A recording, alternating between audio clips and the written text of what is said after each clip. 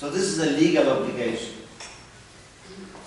І чому виділяється громадськість, яку це стосується, є зобов'язання також визначити, хто ж є цією громадськістю, яку це стосується, для того, щоб потім вона була належним чином поінформована та щоб вона мала доступ до участі. І це законодавчо закріплений обов'язок. So how do we know who is concerned? Отже, як ми можемо знати, хто ця громадськість, якої це стосується? So first of all, there are those who are affected or likely to be affected by the activity. So how do we know who is affected or likely to be affected by the activity? Перш за все, це ті, хто можуть зазнавати впливу від діяльності. Але звідки ми знаємо, хто ці люди, які можуть зазнавати впливу від діяльності? So this is defined by the impact of the activity, and the impact of the activity is, first of all, generally to be described in the documentation submitted by the developer, first in the powiadomienie, whatever you call it, and then in the EIA report. But this is not the final say, because the authority should itself check what is the impact, and it could be guided by a number of guidelines which are saying what is the impact, routine impact of certain types of activities. Отже, це визначається, хто може зазнавати впливу, це визначається впливом від діяльності, який можна побачити перш за все у документах, які подає замовник, суб'єкт господарювання, в першу чергу це у повідомленні і далі у звіті з ОВД. Але також органи, державні органи, уповноважені органи можуть визначати також цей вплив, тобто на кого буде здійснюватися вплив, відповідно до певних рекомендацій настанов. The impact which should be taken into account for the purpose of identifying public concern is not only the routine impact of the activity, but also impact in case of accidents. І цей вплив, який визначається на громадськість, це не лише звичний вплив від діяльності у звичайному режимі, це також потенційний вплив такої діяльності у випадку якоїсь аварії. We have a convention on industrial accidents, UNEC convention. Ukraine is not yet a party to this convention, even though the Ukrainian representatives regularly participate. So I thought they were the party, but it is formally not. But in this convention, there is a guidelines which says for these activities, and there is a list of activities that could be subject to industrial accidents. It is 10 kilometers radius that is deemed to have impact in case of accident. Є конвенція з аварій на виробництві, вона прийнята Промислові аварії. Промислових аварій, і Україна, наскільки я знаю, не є підписантом цієї конвенції, але у цій конвенції є цілий перелік видів діяльності, де прописаний їхній потенційний вплив у випадку виробничих аварій, промислових аварій, і там написано 10-кілометровий радіус від місця провадження цієї діяльності, тобто це радіус впливу потенційного. So this is like an objective criterion. You might be affected. In case of nuclear activities, there is a scientific evidence that the range of impact could go as far as more than 1,000 kilometers. I live in Wrocław in Poland, and we were affected by Chernobyl, even though it was 800 kilometers. Але для деяких видів діяльності, наприклад, для роботи атомних електростанцій, доведено науковцями діапазон впливу може бути набагато більшим, тобто це може бути і 1000 кілометрів. Наприклад, я живу у Вроцлаві, але ми все одно зазнавали впливу від Чорнобильської катастрофи, хоча це за 800 кілометрів від нас. But this is something like objective. But then we have subjective. Who is interested? The definition of public concern says those who might be affected, but also those who are interested. So this who are interested is a subjective criteria. And how you find out who is interested? Отже, це об'єктивний критерій, ті, хто можуть зазнавати впливу, а є також суб'єктивний критерій, тобто заінтересовані сторони, ті, хто можуть бути зацікавлені, у яких є інтерес. So not only those who have legal interest, but also those who have factual interest.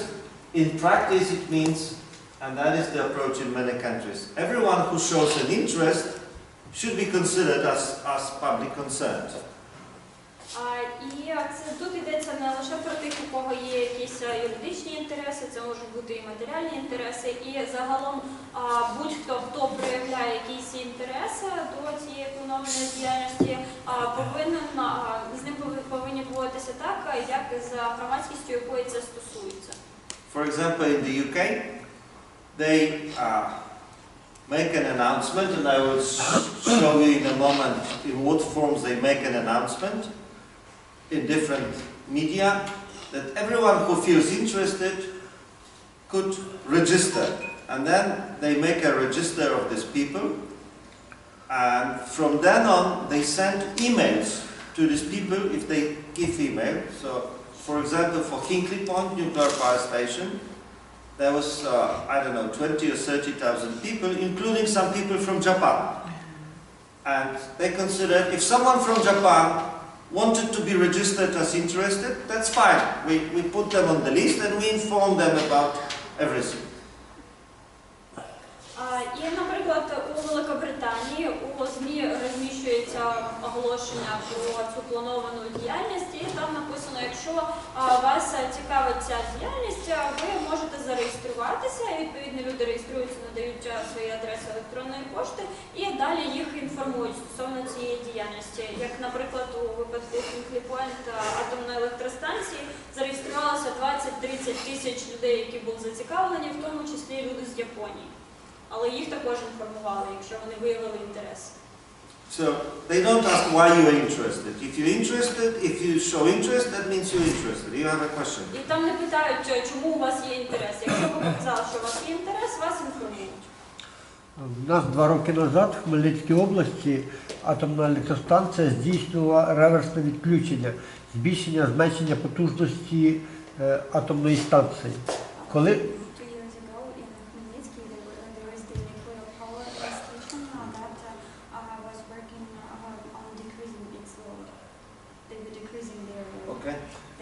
Коли почали проводити громадські слухання, чому це відбувається, це відбувалося щодоби, відключало світло, це все, то Атоменерго сказав, що громадських обговорень на дозвіл вони по закону не мають. Може і тому виробничі аварії не підписані українською стороною.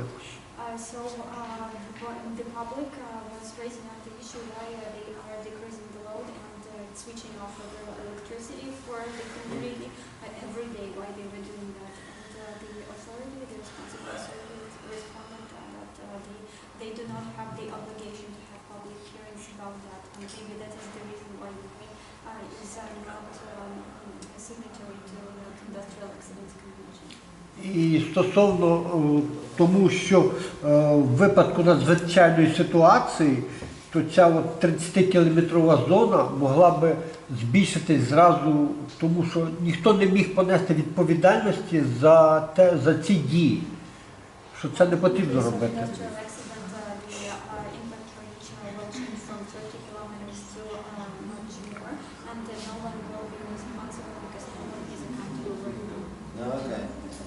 But first of all, this convention does not cover, I'm afraid, nuclear activities. There was specifically nuclear community didn't want to be covered by this general rule, so this would not apply to this nuclear activity. Ця конвенція не стосується атомної енергетики, тобто вирішили, що ця конвенція про аварії на виробництві, промислові аварії, що вона не стосуватиметься саме атомної енергетики. there is a big fight now in Europe generally, also in the European Union, to include generally nuclear activities into these general obligations. And for years, not only in Ukraine but also in other countries, people related to nuclear activities, they felt that they are special type of people and they are not bound by transparency, by public participation. They didn't like anyone to be involved in their business. So now we are trying to make them accountable, but that's still a political issue. І у Європі є намагання зробити так, щоб робота в сфері атомної енергетики також підлягала цим загальним правилам, але чомусь так історично склалося, що ті, хто працюють у цій сфері, завжди відчували себе якимось особливими, вони вважали, що прозорість це не для них, участь громадськості їх не стосується, і тому зараз ми у Європі намагаємося зробити так, щоб вони також були підзвітні громадськості. Okay, let's continue with this. Another general principle is that reasonable time frames must be provided for the public to participate at all stages of the procedure, so there should be enough time for the public to be informed, there should be enough time for the public to inspect the documentation, to give comments, and then it should be enough time to consider comments. That was the case in Ukraine, one of the first cases that we had, where the decision was taken exactly the day where there was the last day of commenting. And we said, that's a job. That means that the authority didn't even mean to consider the comments because the decision was ready before the public period for public commenting expired. І також передбачається, що будуть надані обґрунтовані часові рамки для участі громадськості на усіх етапах. Тобто, щоб громадськість мала час бути поінформованою, громадськість мала час розглянути документи, надати потім свої зауваження і, відповідно, щоб у органів був час розглянути ці зауваження. І одне з перших рішень за ОВД, що виносилося в Україні, трапилось так, що воно було винесено в останній день, коли громадськість могла надавати свої зауваження. І, відповідно, це була незручна ситуація, тому що виглядало так, ніби уповноважений орган взагалі не мав на увазі, щоб громадськість подавала свої зауваження, адже часу на подання цих зауважень вже просто не було. На розгляд зауважень, щоб орган розглянув те, що громадськість подала. Okay.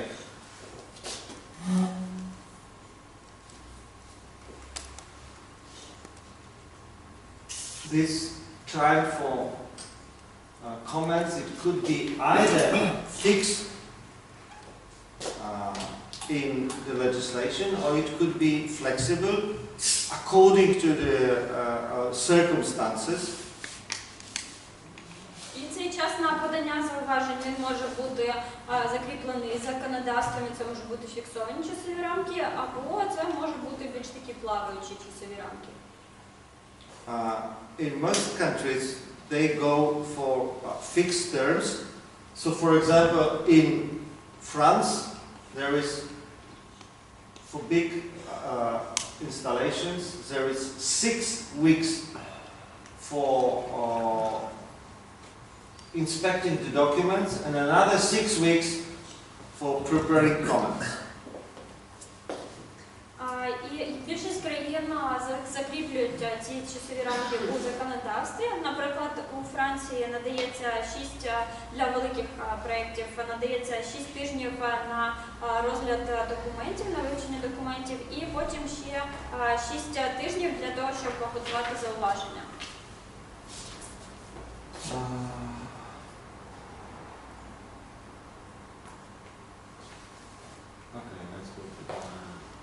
Or maybe this one. That was the case in Spain. Well, in Spain there was I guess it was 3 weeks for comments, and this 3 weeks period started 20th of December and ended up 6th of January.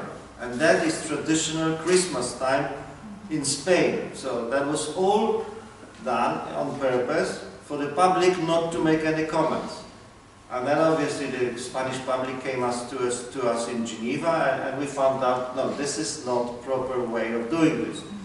You cannot fix the period for commenting in a time that you cannot expect public really to comment. Був такий випадок з Іспанії, коли час на коментарі там передбачений 3 тижні, і ці часові рамки на надання коментарів та зауважень були визначені з 20 грудня по 6 січня, тобто час традиційного святкування Різдва в Іспанії, коли громадськість в принципі не може подавати ніякі зауваження. І відповідно громадськість звернулася до нас, тому що зрозуміло, що просто не передбачалося, щоб вони в принципі надавали ці зауваження. Вони звернулися до нас в Женеву для того, щоб довести, що ці часові рамки були необґрунтовані, тобто громадськість не мала можливості взяти участь у обговоренні. So the convention does not make precise timing. It says all this time frames must be reasonable. So what it means reasonable? І конвенція сама по собі вона не встановлює часові рамки, вона там лише прописує, що ці часові рамки повинні бути вмотивовані, обґрунтовані. And here it's very informative the approach what is reasonable in time frames. In the EIA directive before Aarhus Convention, reasonable was something which would make sure that the decision is taken fast. І у директиві з ОВД ще до Орхуської конвенції було прописано, що ж таке ці часові рамки, розумні часові рамки або обґрунтовані часові рамки. Там було написано, що це те, що швидко, дозволить швидко пройти процедуру коментування. And now in the directive is totally opposite. Reasonable is time that is enough for the public to inspect the document, to prepare and to participate. So, point of reference is how much time public needs and not how much time developer wants. І тепер в директиві це навпаки, такі часові рамки мотивовані є такими, які дозволяють достатньо часу мати громадськості на те, щоб вивчити документи, підготувати свої зауваження та взяти участь у обговоренні. Тобто тут же орієнтуємося не на замовника, не на суб'єкта господарювання, не на його інтереси, а на інтереси громадськості. Okay, so now we come into the elements of the procedure. And we will shortly cover some of them. So, about this notification of the public, the convention is very general. It should be public notice or individual. І далі пройдемося по етапам процедури участі громадськості. Перш за все в конвенції йдеться про сповіщення громадськості, але там це написано досить загально. Це або загальне сповіщення, або індивідуальне сповіщення. So it should be early in the decision-making process, and the elements, what it should be written in this notification is all included in the convention. What particular elements? І це сповіщення має відбуватися на ранньому етапі процесу прийняття рішення. І також прописано, що має бути у цьому сповіщенні, які обов'язкові елементи мають бути у цьому повідомленні для громадськості. And it should be, the public should be informed in a manner that is adequate,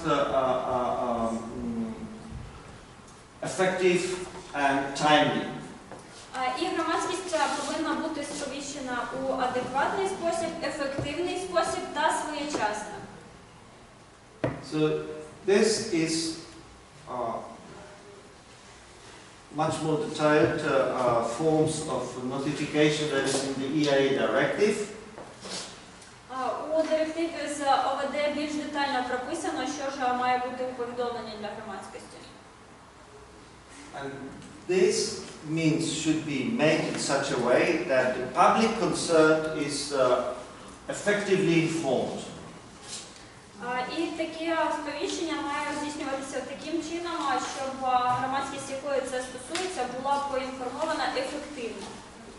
So here is what the legislation in Poland and in Estonia clearly requires, where it should be the notice put on the web page, and then on the notice board of the competent authority. But what happens if the competent authority is in Kiev and the activity is in Odessa? And obviously no one would learn about this. So then we have similar situation, although in Poland or in Estonia, well in Poland especially, it is the decision-making authority is mostly at the local level. So it's much closer to the public. It's not in Warsaw. Actually, except for nuclear power station, no decision is taken in Warsaw. So it's much closer to the public, but so it's different than here. So that. Отже, ось обов'язково має вмістити оголошення для громадськості у Польщі та у Естонії. Вимоги там приблизно однакові. Такі оголошення має розміщуватися на сторінці в інтернеті, а також на дошках оголошень уповноважених органів. Але що ж робити, якщо уповноважений орган знаходиться у Києві, а планована діяльність буде здійснюватися в Одесі? Яким чином там сповіщувати громадськість? І у нас у Польщі є місцеві органи, як правило, уповноважений орган – це місцевий орган, тобто він близько знаходиться до громадськості. І окрім випадків, що стосуються атомних електростанцій, тоді справи розглядаються вже у Варшаві. Але загалом це місцеві органи, і тобто немає проблем таких з сповіщенням. But still, there is a requirement in Poland and also in Estonia that it should be, notification should be also in the vicinity of the project. Але і все одно і у Польщі, і в Естонії при цьому є вимога, що таке сповіщення повинно здійснюватися поблизу місця здійснення цієї планованої діяльності. What it means in practice, in Poland it is not specified in legislation, but in Estonia it is specified. In practice it means a bus stop, church notice board, or place next to the shop, local shop, wherever there is a notice board. І що ж це означає на практиці? У Польщі в законі це не прописано, але в Естонії це прописано. Це означає, що мають бути оголошення на, наприклад, автобусних зупинках, на дошках оголошень біля церкви або біля основного магазину, тобто там, де є дошки оголошень в місцевості, в населеному пункті. On top of this, there is a requirement that it should be public notice in the local press, or if there is a national activity, in the national press. Крім того, є ще вимога, що має бути оголошення у місцевій пресі, або якщо це діяльність, яка процедура на національному рівні, у національних виданнях. All of these methods are obligatory. So it's not either or. It's not either on the web page or in the local press. All of this, in each case, is obligatory. І усі ці типи сповіщення є обов'язковими. Тобто це не означає, що на вибір замовника або ми розміщуємо оголошення на сторінці в інтернеті, або на зупинці розміщуємо. Ні, все це обов'язково. On top of this, there is also, in Poland, the neighbors are individually notified by a letter. Крім цього, у Польщі сусідів, безпосередніх сусідів повідомляють особисто листами.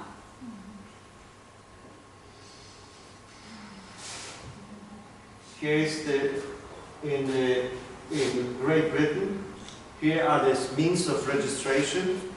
So they inform the public, but if you look at this, it should be the notice in the two local newspapers for 2 weeks. Every day there should be a notice.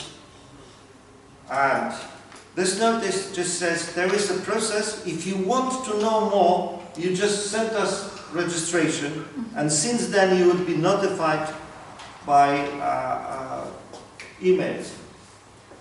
У Великобританії є вимога, щоб розміщувалася інформація про плановану діяльність у двох місцевих виданнях, у двох місцевих газетах, і щоб це оголошення було там протягом 2 тижнів.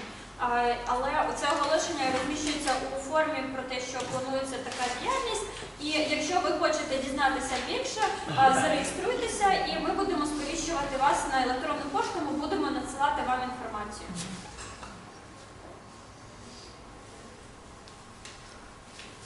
what is important, what is effective. We had a case in Lithuania, in Kazakishki, which was landfill was planned to be built for Vilnius, the capital of Lithuania, 60 kilometers from Vilnius in the city Kazakishki. And people in Kazakishki were not happy about this, and they were saying Lithuanian authorities did not provide proper participation possibilities. So they came to us in Geneva, and in the hearing they were represented by a clever Austrian lawyer who represented them in a very good manner. I mean, he was very clever. У нас була така справа з Литвою. Там планувалося будівництво полігону для сміття у населеному пункті, який називається Казакішки. Це планувалося будівництво цього полігону для Вільнюсу. І цей населений пункт з Казакішки знаходиться за 60 кілометрів від Вільнюсу. І, відповідно, місцеві жителі були незадоволені, що їм планують побудувати полігон. І, відповідно, вони звернулися до нас у Женеву, щоб захистити свої права і заявити, що участь громадськості не була забезпечена належним чином. І їх там у Женеві представляв дуже розумний австрійський юрист.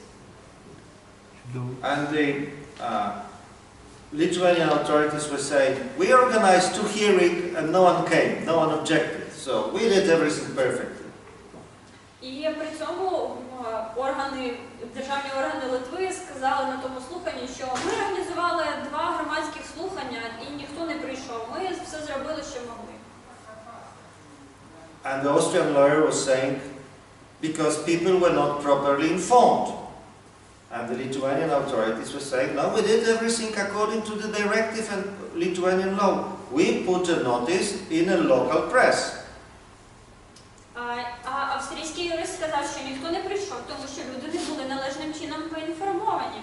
На що повноважений орган сказав, ні, ми зробили все, як прописано у нас в директиві і національному законі. Ми розмістили оголошення у місцевій пресі. And they had a choice, the local press, Austrian lawyer was saying, they put a notice in a local journal that was official publication of county authorities, which was issued once a week in 400 copies, and it includes mostly information about public tendering. And he said, no one reads this. There was also a local press, which was every day, 1,500 copies every day with sport, all information about accidents, and everyone would read this. In which one they put the notice? In the official one. And he said, but no one reads this. І юрист цих місцевих жителів сказав, що здогадайтеся, де вони розмістили те оголошення. У них у Казакішках є вісник міської ради, місцевої ради, який виходить накладом 400 примірників лише раз на тиждень. І інформація, яка публікується у цьому віснику, це інформація про тендери. Тобто, відповідно, ніхто його не читає. І є інша преса, інша газета, яка виходить накладом 500 примірників щодня. І там є і спортивна секція, і різна місцева інформація, тобто, відповідно, та газета, яку всі читають. Але вони вибрали цей офіційний вісник з тендерами. Відповідно, громадськість його просто не читала. So formally they did everything okay because it was a local press.